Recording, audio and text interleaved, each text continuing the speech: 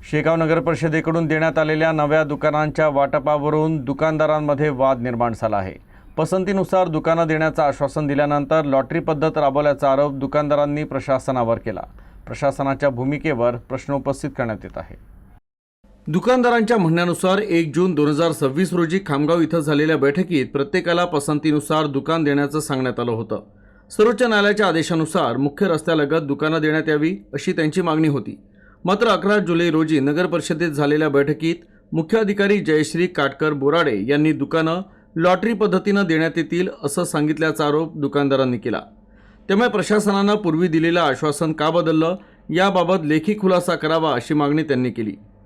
तर दुकानदारांनी लॉटरी पद्धतीला स्पष्ट विरोध दर्शवत सर्वोच्च न्यायालयाच्या आदेशाची अंमलबजावणी होत नसल्याचा आरोप केला। 1 जून रोजी झालेल्या निर्णयानुसार दुकानांचं वाटप करण्यात यावं अशी स्पष्ट मागणी दुकानदारांनी केली आहे।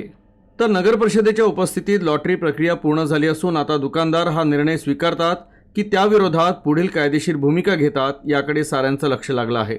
तर 13 जुलै रोजी मंदिर परिसरातील जागा प्रशासन ताब्यात घेणार असल्याची ही माहिती समोर आली आहे आणि त्यानुषंगानं पोलिसांचा फौजफाटा बोलवण्यात आला आहे अशी माहिती समोर आली आहे। आता दुकान वाटपावरून शेगावातील वातावरण तापलं आहे।